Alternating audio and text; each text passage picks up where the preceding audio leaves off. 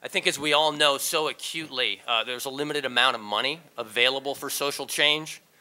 And it's really important for us right now to be as effective as possible given the government budget cut situation that we're in. So we wanted to kind of address the question of finding what works and scaling it up from a couple of different perspectives. We first wanted to have an ecosystem perspective, so we're incredibly lucky to be joined here today by three representatives of three of the most innovative firms on a national and global basis in this field. We have Anne-Marie Burgoyne, who's a managing director from Draper Richards Kaplan, here. And we have Jeff Berndt, who's a managing director from New Profit. And then we have Paula Reichardt, who's the managing director from the US from Ashoka. So these three organizations, as you'll see, represent an amazing cross-section of innovation in the social change space.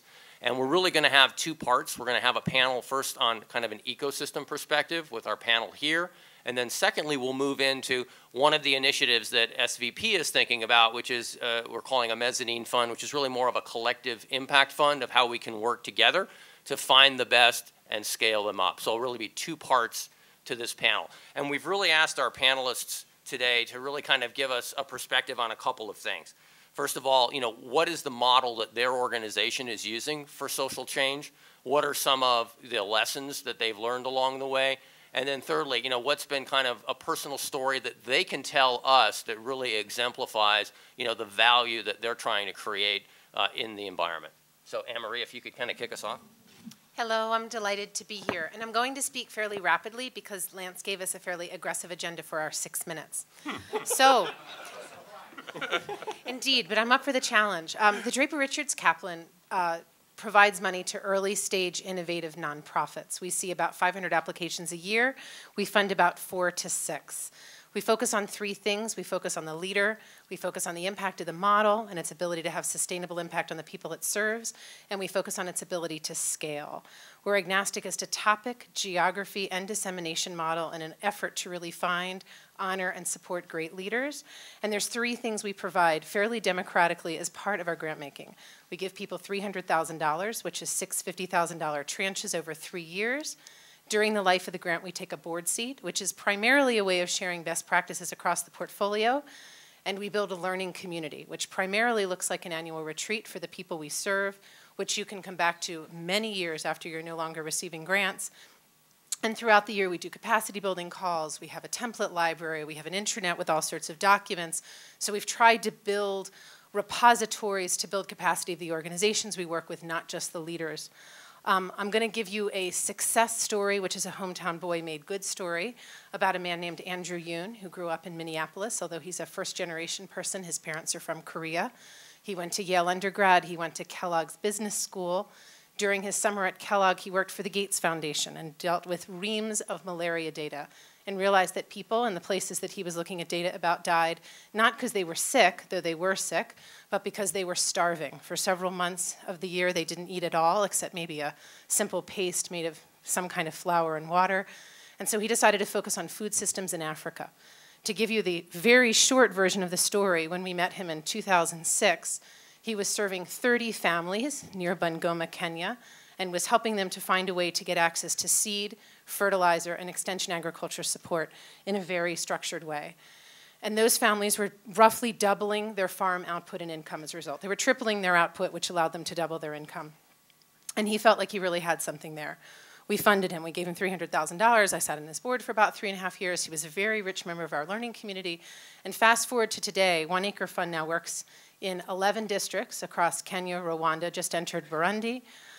They serve 65,000 farm families at an average of 5 to 7 family members each, and they have a budget of about $8 million to do that work. And that is just sort of an example, granted one of our better examples, of the kind of work that we hope to support and the leaders we hope to find. In terms of lessons I've learned along the way, and I have to say I feel pretty humbled to do my work. I feel like I sit in the scaffolding of social entrepreneurship and get the chance to work with very gifted people at a particularly interesting part of their life stage. But I've learned that focus is all. So what's pretty great about Andrew Yoon is he does one thing for families. So when people come to him and say, how about a school? How about a waterway? You've built such trust in communities. His response is always, I work with communities to help the people in the communities to have enough assets to make their own choices. I'm not here to tell them how to build infrastructure. I'm not here to change their lives in other ways. Focus to me is so, so important. Planning is a second thing that I have learned is an incredibly important thing. It's so easy to look out into the future and use your intuition, and I think intuition is great, but I've noticed that organizations that are quite planful have a sense of both their contingency plans, have a sense of how they'd use resources if they got access, have a sense of choices they wouldn't make if resources were no longer available.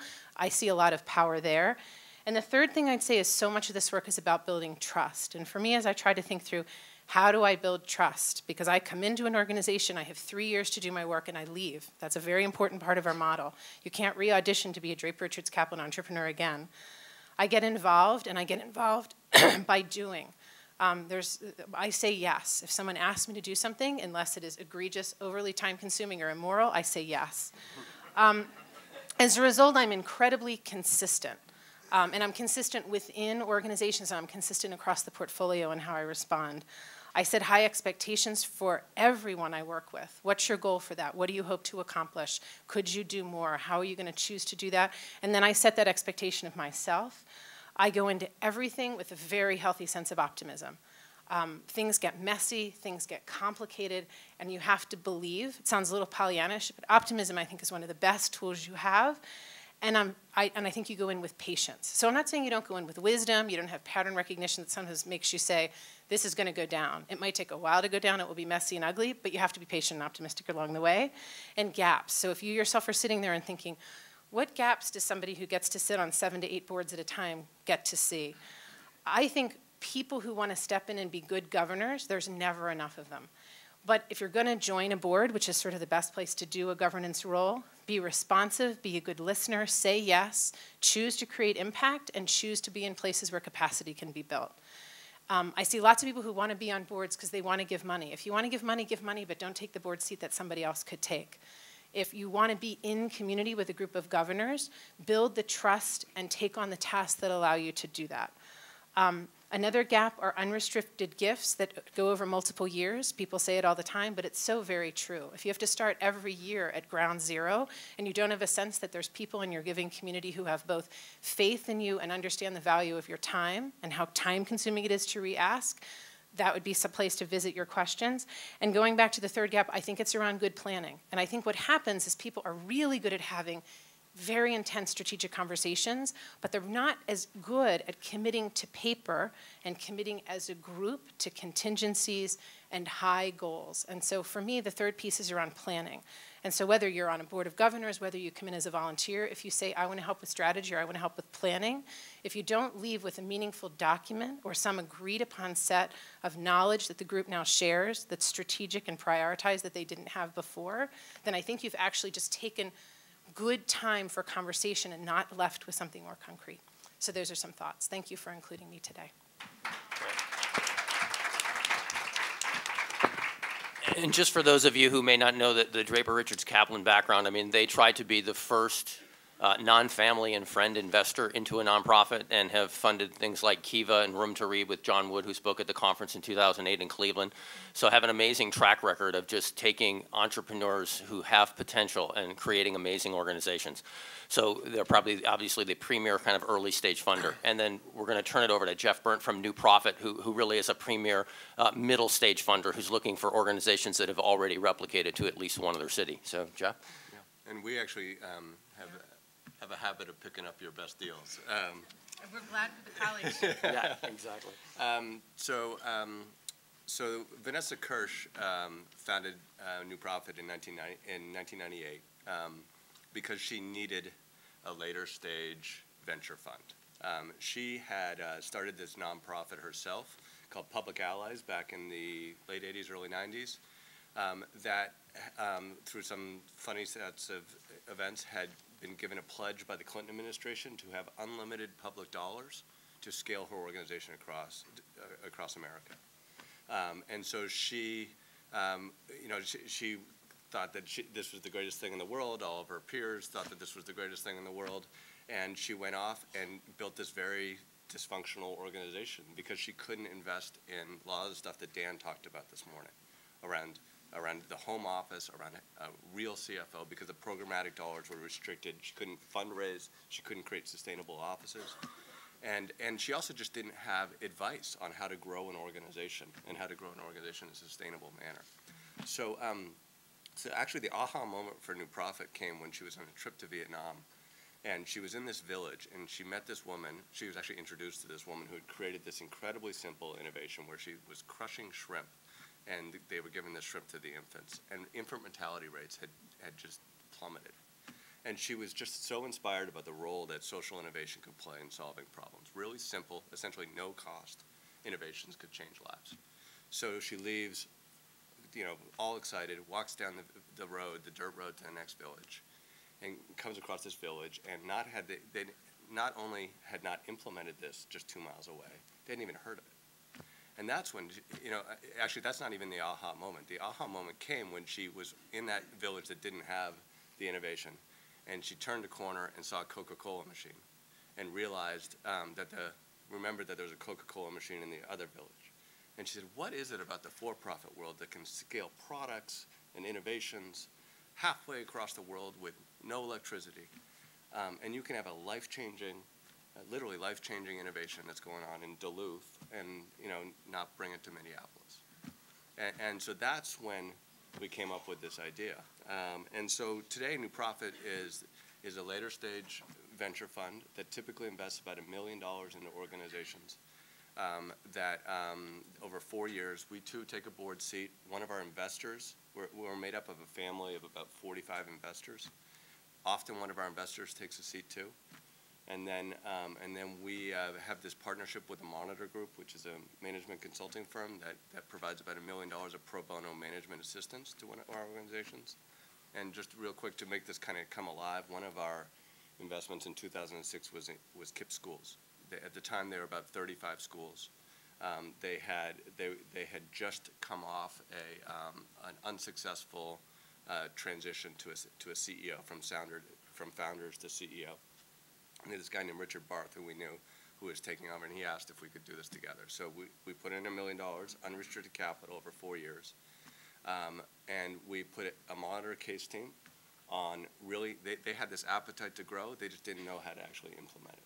So Monitor pulled together this whole decision right framework on what local organizations are going to decide how they're going to grow. They're going to go regional or outposts. They developed all the kind of what kind of headquarters infrastructure do you need to be able to manage this type of infrastructure. So we did that. We did 2 other things. One, we also put a coach, one of our families, was a co-founder of the Monitor Group. He was Richard Barth's coach for 6 years now. They've been meeting once a month, and he's really helping them think through the unique challenges of succeeding a founder and growing an organization. And then the last thing is our investor who joined us is one of the managing partners at Bain Capital and really worked with the board on transitioning the board from a friends and family board, which was essentially the Fisher family and the founders, to a national representative board. So today, at the end of this year, they're going to be 126 schools. They're going to be the largest charter school management organization I think in the world, probably. 35,000 kids. 95% of them are graduating from college. 89% are going to high school. They're seeing the advantages of scale. It actually is a lot less. It's much easier to start a school today because they have centralized data, they have centralized hiring, they have all the things that we believe you can get when you have a scaled organization. 3 lessons learned. I think one is there's no magic bullet. A lot of this is just really hard work. It's blocking and tackling. It's getting stuff on paper. And with that said, if you do it, it works. Like, we're seeing stuff actually happen. I mean, you think about some of the stuff you're doing with Reading Partners. Mm-hmm. This stuff can work at scale. And it gives you such hope when you see these things. And we get increasingly many proof points that you can actually deliver these things at scale if you do it right. The other thing, just real quick, we've been working with this idea of providing growth capital to organizations, part of what we're talking about to organizations. When done right, it is really powerful. The other lesson learned, when not treated as equity, like money, and when used as revenue, it's really dangerous. You have to be really rigorous. And along those lines, the other lesson that we've learned is actually putting together a prospectus. And a lot of people think they're gimmicky, these nonprofits coming up with these investment memorandums. But what they do is they force the board and the management team to understand what are their agreed upon outcomes, what's the economic model to make it possible after this growth equity is gone, and then, probably most importantly, what's the sustainability plan so that after this growth equity is gone, we can live without it. And then just real quick on split second, ecosystem, I would just second you. I think we need governors. Good governance matters, and we need people to act as grown-up board members on these organizations and to be in there for the long haul, to be coaches to emerging leaders, and to be there by their side. There's, I just believe, and you have a whole set of professional experiences that have incredible value to these organizations. Thank you, and thanks, SVP, for inviting me here. I'm thrilled to be in this roundtable with where you can see that different players kind of working in this ecosystem approach. And when Ashoka started 30 years ago, that was part of the goal, to create a field where there were going to be different players. So I think it's just great to see it. Ashoka, and you have made my work easier and saved minutes because it's very similar to the model just described. But it's a global network of social entrepreneurs, the largest, and we were kind of pioneers in the field of social entrepreneurship. We have elected so far 3,000 social entrepreneurs as Ashoka Fellows in over 70 countries. Here in the US, the program started later, so only 10 years ago, and we have 150 US Ashoka Fellows, some of them here in the room. And we give them also financial support, but we focus more on the network and how we will build this group of individuals that through accessing Ashoka, they will find peers, they will find a network of ideas, and a network of resources and like-minded people that can help them accelerate. And we work more like a platform where those connections happen rather than kind of a one-to-one organizational capacity support. When you look at this network, so expanded, so diverse across fields, we are also agnostic on field. We're even agnostic on if it's for-profit or not for-profit. We're just looking to find who are the best entrepreneurs, the individuals that have proven already a new idea that has the potential to have huge impact and maybe even transform a field or an entire industry or a country. So what we have in our hands is a portfolio of solutions that are can be shared and replicable in many other parts. And so we're focusing more and more on how to provide those connections. So how can the question for us of scale becomes how to have those ideas travel faster, and what are those highways and the nodes where those ideas will be replicated and taken by others. And in that vein, we have created 2 programs in the last years. One is called the Globalizer, where we have identified in our network who are the social entrepreneurs that are readier to go to global scale and that are thinking of how to get their idea scale internationally. And again, scale, it's not only organizational growth, goes beyond. Sometimes it's through licensing, training, franchising, and many other times it's also about giving away their idea and making sure that it becomes kind of open source and it's replicated and about building movements. The Globalizer program has already identified over 40 of these social entrepreneurs, and we work with them very closely. And we have a summit where we bring them together with business entrepreneurs that we have selected also according to our criteria. And the most important thing is that these business entrepreneurs have had the experience of leading companies that have gone to global scale. And we bring them together over a weekend. Lance was in one of our Globalizer summits in Vienna, and they exchanged in one-to-one sessions, panel sessions on how to help these Ashoka Fellows think of how to go global. The other program, the Localizer, is kind of the other side of the coin. basically thinking through the demand of those ideas and how can we align networks and resources that are hungry and ready to import some of these ideas that are ready to scale. We have even the early work of the program here in the Twin Cities. There's, for those of you who live here, there is an event in a couple of weeks, November 16th, where we are bringing 3 social entrepreneurs, one from Europe, who think that their ideas are very applicable here at the local level, and we are bringing and pairing them with local groups and from government, corporations, social sector, who can build the mechanisms in which those ideas can be replicated here. There's one event of the localizer in Ireland, for instance, in March next year, which will be huge event in Ireland called Change Nation. We're working with the government, with big business and philanthropists, and we will bring 40 of our social entrepreneurs that we have identified that have the most relevant solutions to the challenges in Ireland today. In terms of the story that I thought I could share with you, that speaks to these programs and to the value that we create is Ashoka fellow Thorkild Sonne. He's from Denmark. He started an organization called The Specialist People. He had the personal experience of having a son with autism, and as many families, he was thinking, what will happen with him when he's an adult? How can he contribute to society? And how will he be able to sustain himself when we're not here anymore?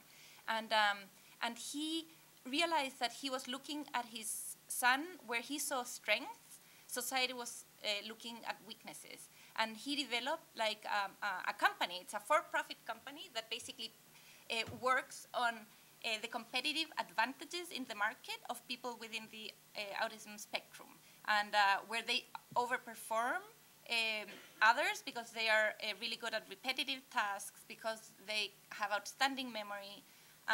So he found that in the IT world, even, they were really valued, and he believed that this is a market. Again, it affects the bottom line, so he built it as a for-profit, but it's under the umbrella of a foundation. And he is committed in his lifetime to work on the creation of 1 million jobs for people with autism. And he's really willing. He will participate in Ireland, in the localizer there, and he's coming to the Twin Cities in November. And he is even available to move and live here in the US because he wants to have his program. He already has a plan, the business plan of how to roll it out here in the US. So Ashoka is kind of connecting him and brokering the relationships to make that happen. In terms of lessons that we have learned, one is that between business entrepreneurs and social entrepreneurs, there are less differences, and the barriers today seem more artificial, and we're in the mission to break them down. There are barriers of language, there are barriers of a kind of trust even at some level, but at the core are these individuals who are passionate and relentlessly committed to solve problems. I always say that when we think of business entrepreneurs, the best ones, the Steve Jobs of the world, the Larry Page and Sergey Brin, weren't moved by profit. They were obsessive about solving a problem. And that's the same drive of social entrepreneurs. And there's so much more to be done to bring them together, and that's where networks like SVP are so relevant. Other lesson is that scale in social change is so connected with changing mindsets and behaviors and cultural norms. And unfortunately, in the social sector, we are weak at those skill sets that can accelerate those changes. We need much better work in communications, marketing, and storytelling. So I hope that that's other part of the exchange that we can facilitate through our network. And the other third lesson is that real innovation happens in grayer areas and that are harder to measure, and it requires the patience and kind of the tolerance to failure to allow innovation. If we are kind of using what business kind of metrics and standards apply for where the business model is already proved, when it's not an innovation, but it's already a model that, it's like Bill Gates was saying, if you already have the business model, you're too late for what we're looking for. When you're looking for innovation, probably the business model is not even clear. So definitely aligned with what everyone is saying here, the sector is hungry and in need of those entrepreneurs probably, and those individuals who are able to take the risk on the long-term impact and be patient about the shorter term. Great. And I think part of our goal is to really increase awareness of the other key players in the ecosystem. I think we're all coming to the realization at the same time that the visions that we had 10 and 15 and even 30 years ago for impact, you know, we've gotten very far along the way on those visions, but we haven't gotten to the end game that we thought we could get to yet. So it's really this whole concept of collective impact that Jeff Edmondson will talk about right before lunch. I mean, I think it's, you know, we all have our discrete missions, but we all have to figure out where the synergies are and figure out where to work together. So part of the reason of this panel today was to begin that awareness building and just that discussion. So all three of these folks here will be here the rest of today, and I urge you, you'll have a question and answer session after the end of the panel, after we do kind of the second part of it.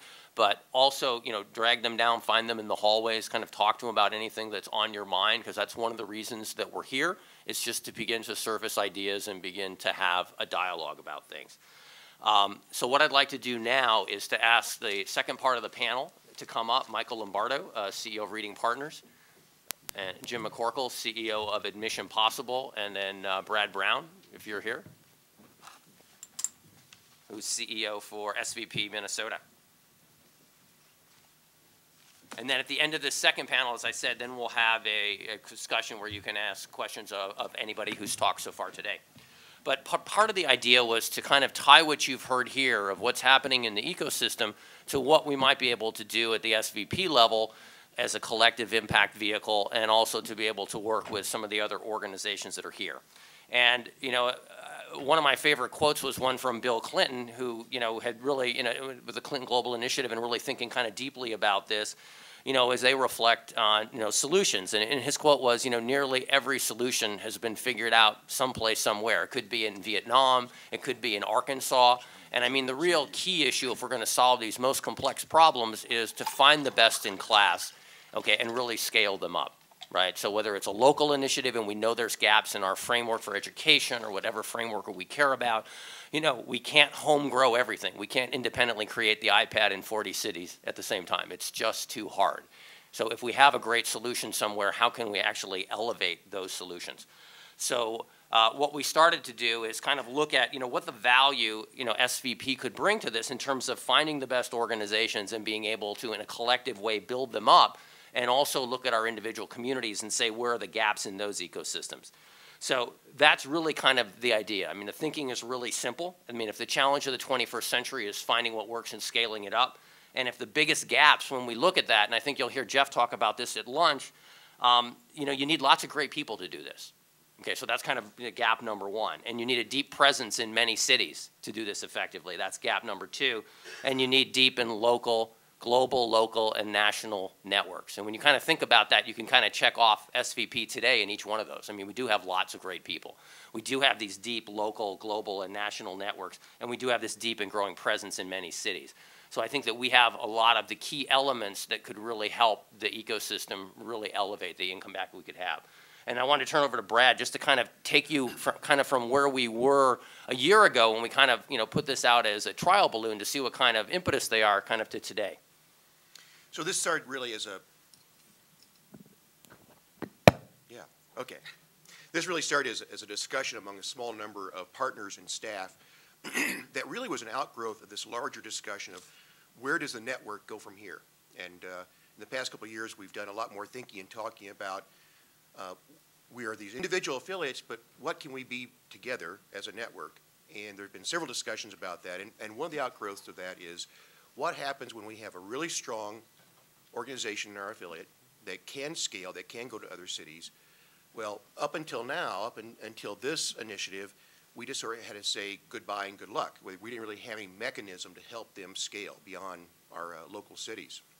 And so that was sort of the genesis of this discussion. And from there, we started talking about what might this thing look like, what kind of money would it take. We developed sort of a framework for this, and then at last year's conference, we rolled it out to sort of test the concept with all of you. We got a very strong response, and from there, we decided to go ahead and at least pilot this thing, and that's the point at which we are today. So we were able to go out to all of the 25 affiliates, ask them to submit organizations that they thought were ready to scale. a small group of partners and staff got together, did the evaluation, and ultimately selected the two organizations you see here before you. So that's where we're at today.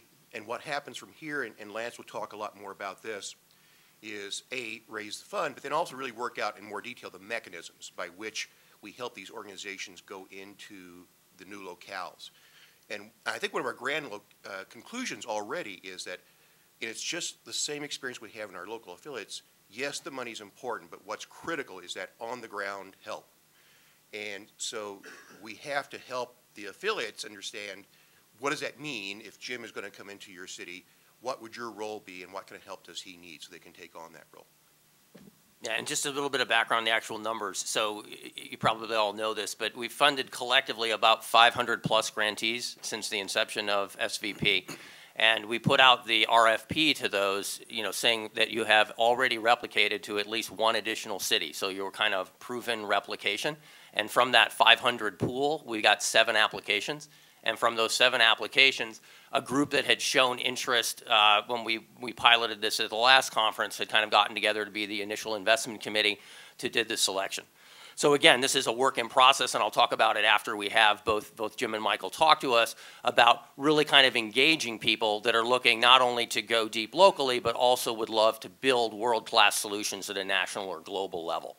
So these were the 2 organizations that were chosen, and we wanted to give them an opportunity to kind of tell you what they were about because they were just so exciting to the people who got involved with them. So we're going to ask Jim McCorkle first from Admission Possible, which started in Minneapolis with funding from SVP Minneapolis, to kind of tell their story.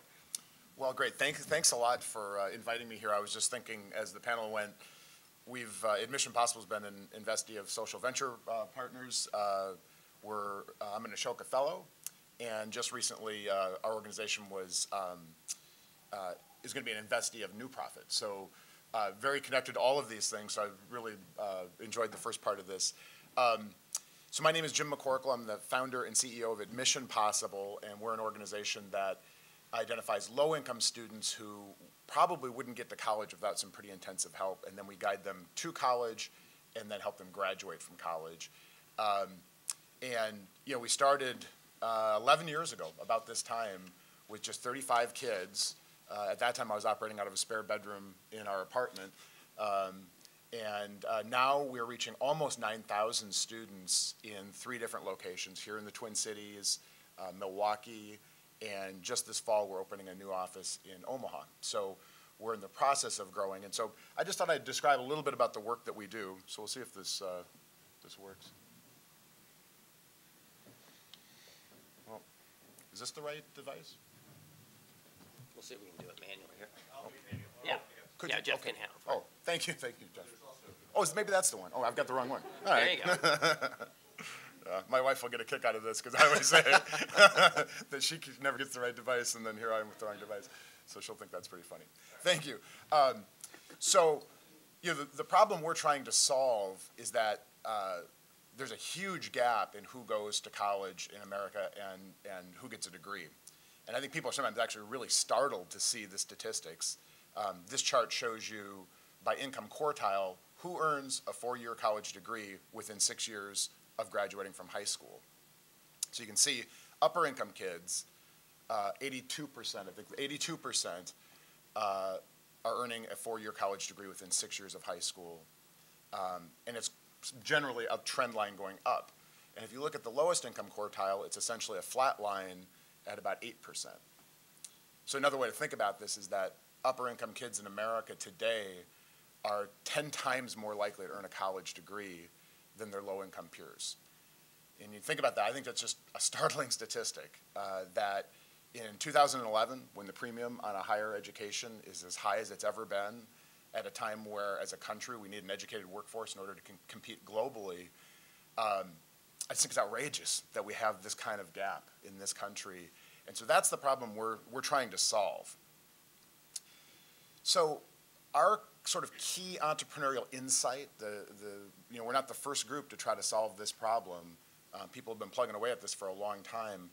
But we're the first to try to harness the spirit of national service through AmeriCorps. So if you're not familiar with AmeriCorps, it's sort of like Peace Corps, only people do their service here in this country. So we're the first organization to say, much like Teach for America does. What if you went and asked recent college graduates to come and do a year or two of service, essentially as volunteers, and you paired them up with a group of students that need a caring adult to guide them through the process.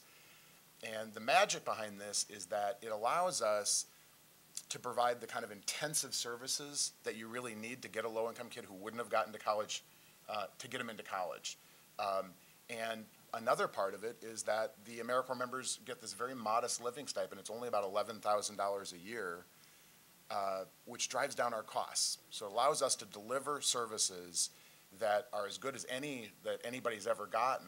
I'll talk about that in a second. There's the impact slide in a second. But the cost is about 1/7 the cost of the most similar federally funded program. So extraordinarily strong results at a low cost. So let's just one slide on what is our program model, how does this work? We really have two parts to our program. We're trying to get kids into college. That's our college access program. And then we're also trying to get kids to graduate from college.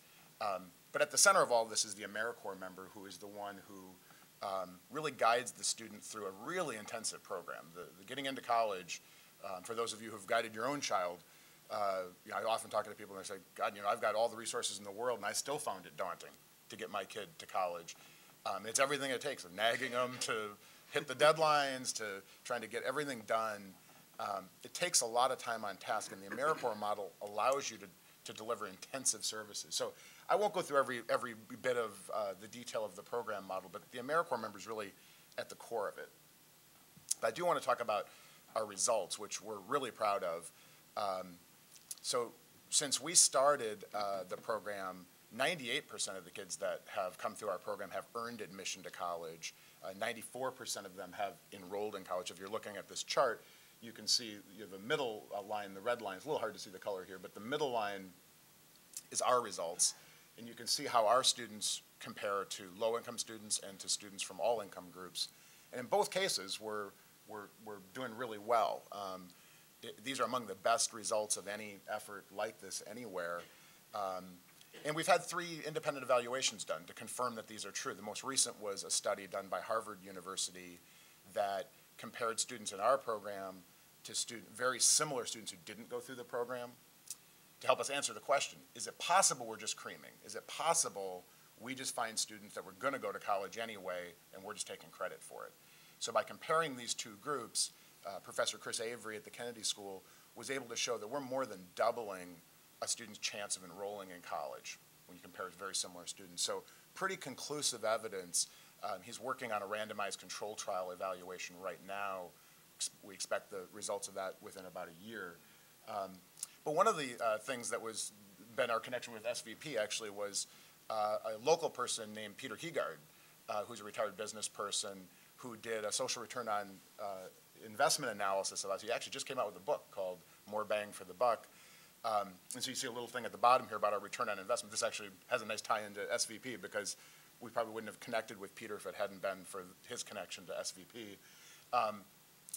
But an investment in our program yields somewhere between a 300 and 500% return on investment, which is mainly driven by the fact that if you get a college degree, you're going to not just earn a lot more money, but you're going to pay a lot more in taxes, and so contribute to the tax base, and to some lesser extent, be less likely to be incarcerated or to need other costly social services. So really strong results.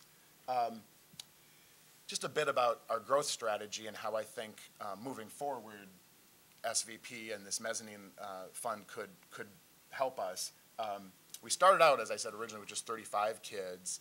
Our board sort of looked and said, we're getting these amazing results. We do it at a fraction of the cost of almost any other effort. So we engaged in a strategic planning process with the pro bono help of McKinsey & Company, actually a lot of time right in this building with McKinsey, working on a strategic plan. And I won't go through every detail of it, but the gist of it is to take and grow our model, replicate it in at least 10 cities over the next 5 to 10 years, and grow the program to reach at least 20,000 students. So that's sort of our goal. We just opened an office in Omaha. We've got some really good interest in Portland, Oregon. That's, I think, the most likely next site. And I've talked to Mark Holloway. I don't know if he's here today. Oh, there, right there. He's overhead. Hi He's there. right there. So we're making good progress in Portland, but we're also, I list a few of the other cities that we're looking at. So for us to launch our program in a new city costs at least $2 million. In Omaha, we were actually able to raise $2.6 million in advance of our launch. One of the things we learned when we launched Milwaukee is if you don't raise the capital before you get in there, it's just everything is hard. You're constantly sort of scraping hand to mouth to be able to, even like how long a lease should you sign? So in Omaha, when we were able to raise enough money to sort of have a minimum level of growth for the first 3 years, it just makes a lot more things possible. It's easier to attract talented people, a lot of things. But that's what we look for, is to raise that money in advance. And so I think one of the things that we're hoping the connection with SVP could provide is somebody in a local community who would be the local champion, who would invite us in. And I think many organizations that have tried to scale have found, I think we found this for sure, in Milwaukee, we basically picked Milwaukee and said, here we come. And I jokingly said, I could barely spell Milwaukee when I first started traveling there. And it's like, hey, we're from the Twin Cities. We're here to save you. That doesn't go over very well, right? And they have maybe a little inferiority complex being wedged between us and Chicago. And so a lot of things about that were not smart. So we decided we need to find a local champion who's going to pull us in. And in Omaha, we found a group of folks that were willing to do that. And I know, like with Jeff Tollison, in bringing Genesis Works here, SVP played a really strong role in bringing it here to the Twin Cities, where there was able to be a group of local people in this community who say, we want Genesis Works here. So it's not Genesis Works coming out of Houston pushing their way in. And so I think that would be a great opportunity. And then I thought I'd just close with, we really think we're ready for scale. A little bit ago, even President Obama, when he was talking about some of the most effective, efficient, potentially replicable organizations in the country, he said that we operate in just 2 states now. So imagine if it were 10 or 20 or 50. And that's part of our vision. So we're really excited to be a part of this panel, this discussion, and to be one of the initial fundees of the mezzanine fund, and really look forward to a much deeper relationship moving forward. Great. Thank you, Jim.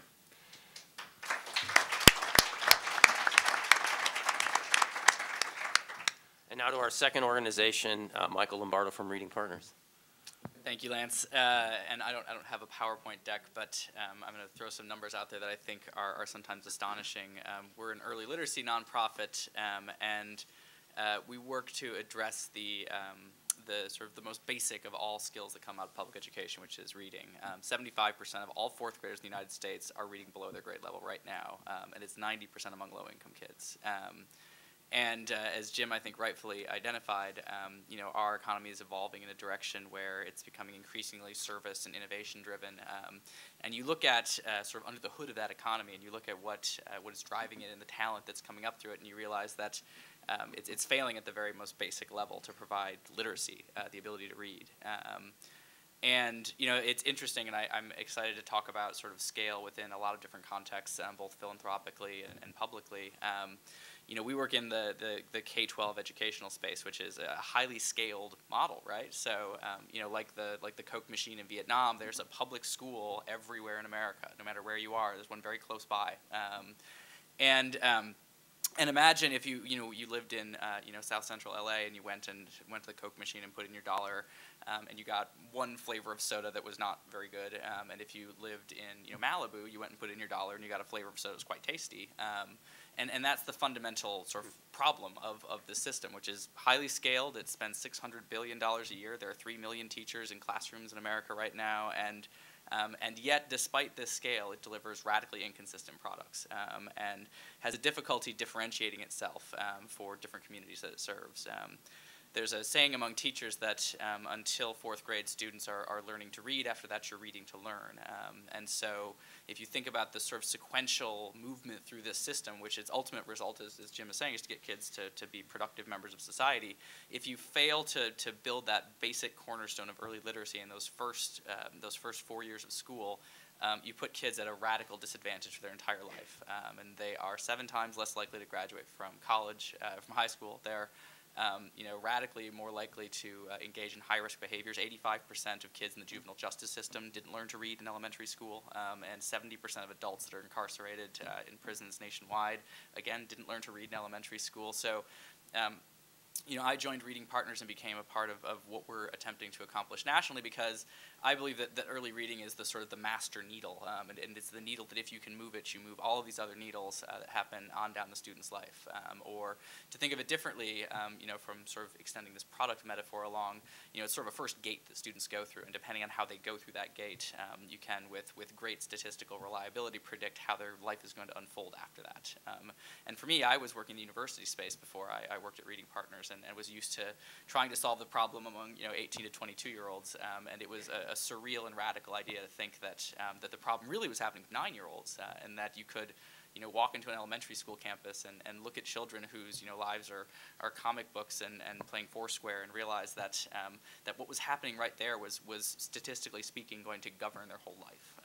And so what Reading Partners does, we're a national nonprofit. We work in 3 states, if you consider Washington, D.C. to be a state, and we do. That's a political statement. And we provide intervention programs in elementary schools in 26 school districts. And what that means is that when students are identified by the school as struggling with reading, we pull them out of the classroom and work with them individually.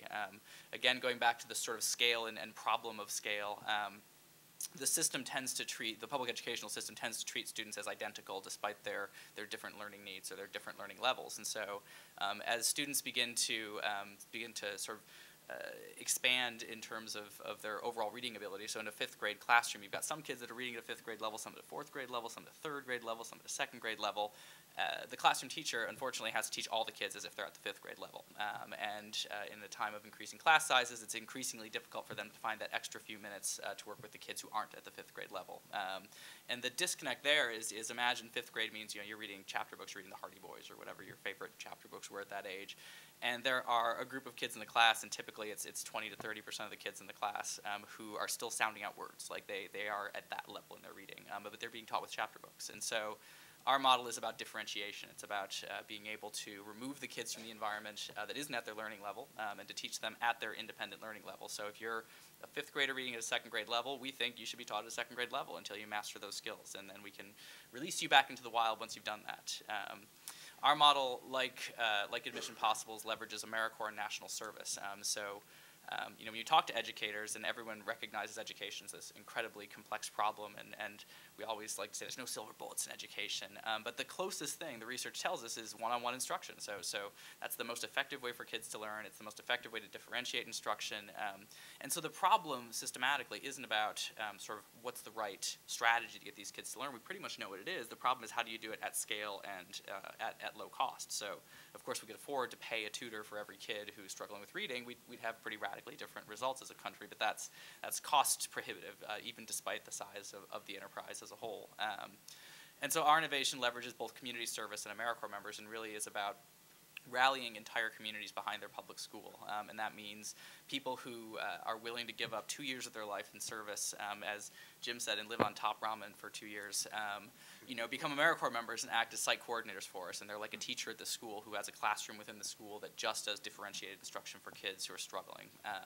We use a custom curriculum that was developed in a partnership with the School of Education at Stanford, that is, to our knowledge, the only curriculum in the country that was developed specifically to be used by volunteers. So it assumes you know nothing about how to teach a kid to read.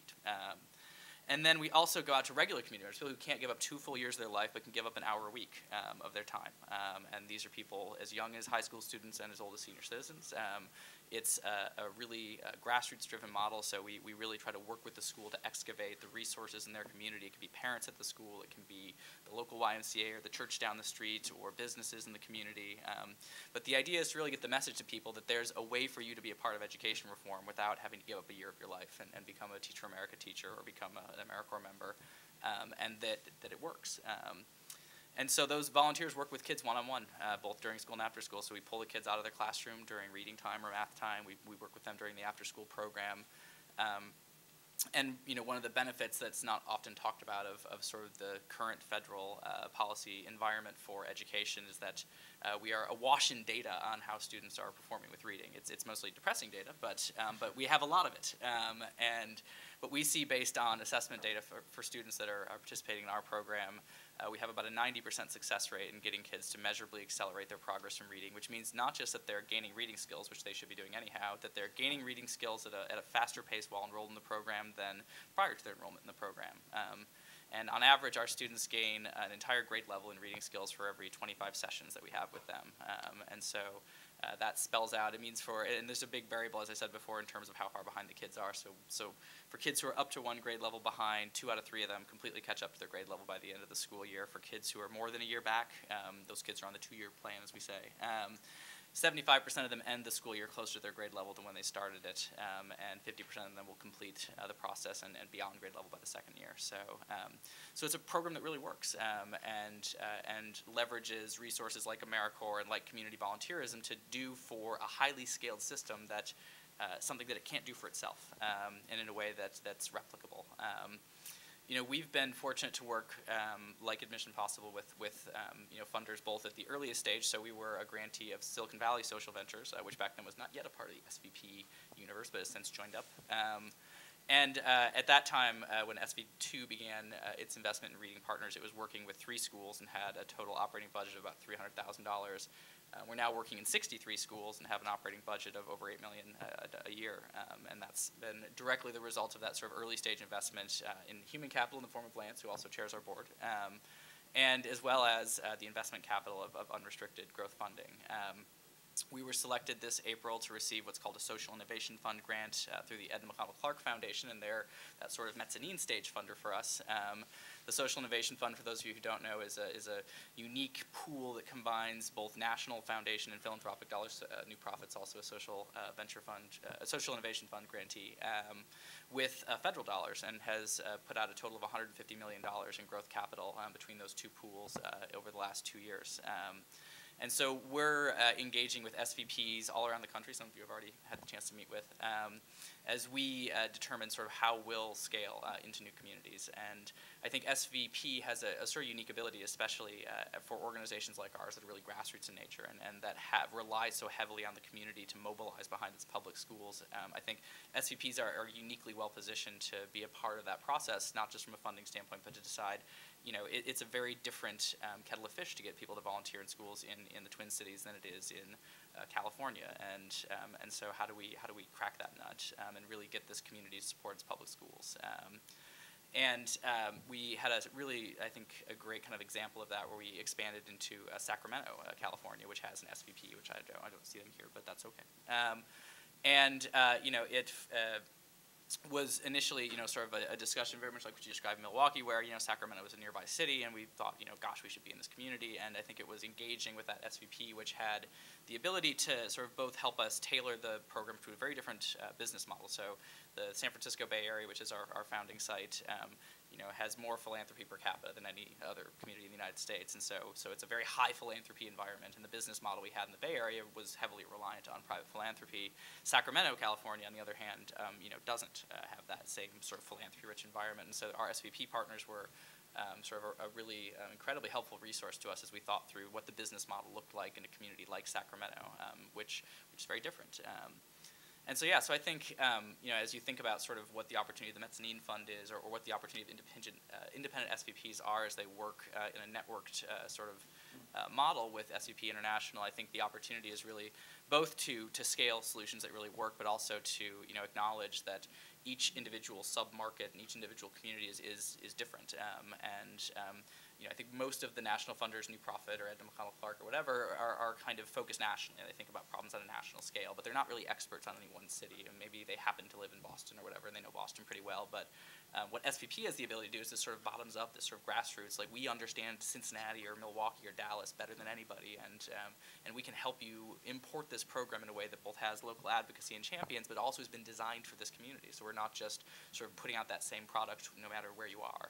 And I think that's a really exciting opportunity, why we were honored and thrilled to be a part of the Mezzanine Fund. Great. Thank you, Michael. I was aiming for the standing ovation. There you go. Dan got the standing ovation. We'll see. Well, I mean, as both Jim and Michael pointed out, I mean, we've kind of had, in a very kind of reactive way, SVP in action, right? Because, I mean, Jim started, here in Minneapolis, and then with help from Minneapolis, he was able to expand to a couple other cities. He's now looking at Portland, and he's got other SVP cities that he's looking at in the pipeline. Michael, with Reading Partners, obviously Sacramento played a big role in 2008 with expanding into Sacramento. And I think now with the pull that Jeff Edmondson will talk about from Collective Impact, there's Cincinnati and Dallas and a number of other cities that you're in discussion with. So that's definitely happened. So we're definitely, and I think the real thing here is we're kind of going from being reactive to saying, how can we get proactive? Because since these two organizations were selected by that committee, which since I am a board chair of Reading Partners, I was not on, didn't touch, don't know anything about.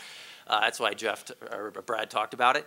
But I think what we've seen is, since the spring, right? I mean, Admission Possible has been funded by New Profit, and since the spring, Reading Partners has been funded by the Social Innovation Fund and Edna McConnell Clark. So those are huge jumps for both those organizations in terms of really being able to blow out into a national scale as, kind of the premier solution for what they do. So I think it's already, we're seeing that, there is this huge opportunity for us to take our best and brightest and figure out how to scale them where that solution doesn't exist elsewhere. And I want to come back to the three gaps because, I know all the folks on the panel really well, and the folks that you'll hear on our panel tomorrow about unlocking potential. We'll have the person from Edna McConnell Clark, who's the program manager, Chuck Harris, who also founded Sea Change Capital Partners. We'll have Deborah Mintz from New School Venture Fund. So we'll also get some other perspectives. And I think what you're going to hear over and over again is what we need more of is great people. Right? Great people who are interested in leading at the local level. Great people who are interested in being involved at a national or in some cases even at a global level. And it's this deep presence in many cities, 26 today, but I mean the strategic plan really calls for us to triple that over the next 10 years. And we think we can do that by continuing to build out these kind of both deep local networks and broad networks. So again, we've kind of taken this concept of a mezzanine fund, which exists in the for-profit capital markets to fund not early stage companies, but mid-stage companies with proven models, and use that as a concept to replicate. And I think as we've kind of evolved this concept, and we'll hear from Jeff Edmondson about collective impact at lunchtime, that really is collective impact. We're saying that we care so much about our localities that we need to make sure that we can solve these most complex problems, which take multiple intervention points. If you use Jeff's framework, it takes, kindergarten readiness if you want to get somebody a job. It takes 4th grade reading, like Reading Partners, to get somebody a job. It takes 8th grade math. It takes somebody like Jim at Admission Possible for pre-college, college readiness, and graduation. And then it takes internship programs to get a career. I mean, you need all of these inflection points, and you need the absolute best organizations to be able to bring you there. And, as we kind of look at it, and going back to kind of what Paula said about Ashoka's model, what they realized is they started just certifying social entrepreneurs. But what they realized is that they needed to be able to give those entrepreneurs the opportunity to go nationally and globally when they were warranted. But then they also had organizations or countries that didn't have all the solutions. It's kind of what we call the 70-30 rule. No matter how much philanthropic capital you have in your locale, if you've solved 70% of your problems in a best-of-class way, that's amazing. That means that still 30% you're probably not going to solve in the near term, and you need to be able to find solutions if you actually want to have a cradle-to-career comprehensive framework work in a short period of time. So as we kind of thought about that, we thought about, this is really the opportunity to take this capital market idea of a mezzanine fund, take this idea of collective impact, and really kind of merge them together into a learning community. So what I'll talk about at lunch today also after Jeff is really putting together this concept of a collective impact forum. And I know we've got 5 or 6 or 7 board chairs from different SVPs around here. A couple of years ago, Nancy Cannon kicked off this idea of a board chairs forum where we could have a learning community and we could come together quarterly and we could share best practices. And we want to adopt that as a proven model for a collective impact forum. Because we've already got cities like Seattle, like Portland, even SV2, a number of others in the room who are looking very seriously at how do I go even deeper in my community, right? How do I use this concept of collective impact to help be a catalyst for solutions in that community? So we're really talking about creating a learning community, okay, where we can share best practices. We can also liaison with organizations like we're here talking about today, with organizations like Jeff and the Collective Impact Movement, with Strive Together. And then, you know, everybody, when they hear this concept in this room or elsewhere, gets really excited about this. So I think this opens up for us an enormous opportunity to make a bigger tent, to get more people excited about being part of the venture philanthropy movement. And I think it's going to open up new opportunities for us for fundraising, for ourselves and for the organizations that we want to support, new opportunities for recruiting, and a lot of new opportunities for networking. So the whole idea of this Collective Impact Forum is to really create this place where we can share information. And not everybody has to join, not every SVP has to join. It'll be like the Board Chairs Forum. We'll have 2/3 to 3/4 of those actively participating at any one time. And it'll be a great way to share ideas for people who are going deep and people who want to go broadly. And in talking to a number of players in the ecosystem, there's a lot of interest around this. So our goal is to be able, for every dollar that we can kind of raise by expanding our tent locally and looking at who would be excited about this concept, be able to match that from national players that are interested in promoting this idea and getting more people like us into this movement, solving local, solving national, and solving global. So the whole idea is to raise a minimum of 1.2 for 3 organizations, a maximum of 1.6 for 4 organizations, because it's a pilot, it's a learning experience. We don't want to overextend ourselves. We want to be able to provide the non-financial resources that are deep and broad to these organizations. And the goal is to be able to put that together so that we'll be able to actually fund by the end of the first half, hopefully somewhere before the end of the first half of next year. So again, this will be a process of learning for us as individuals. It'll be a process of learning for us as cities, and it'll be a process of learning for us as a network. What we've seen, though, in just the conversations that we've had is this is like a critical gap. And we're the only ones with thousands of people, a geographical footprint in dozens of cities, and this kind of network, and having people that really want to work with us. So it's really an amazing point in time to be able to do this. And I think if this pilot's successful, which I think it can be, it'll be the seeds for subsequent events that can follow and subsequent funds. So just kind of in closing then, the next steps will be kind of around the Collective Impact Forum we'll talk about at lunch, kind of integrating the thinking of each individual SVP by working through the EDs and the board chairs, raising both the initial funds from us and then the matching funds. And then we'd like to be able to send out an RFP again, right, to see if any organizations, you know, since 6 months ago are really replication proven. I mean, do we have another 1 or 2 investees in our network that are really ready to go to be able to do that? And then to work in a really ongoing fashion with the organizations to really kind of help them from both the financial, of course, and the networking and the non-financial resources.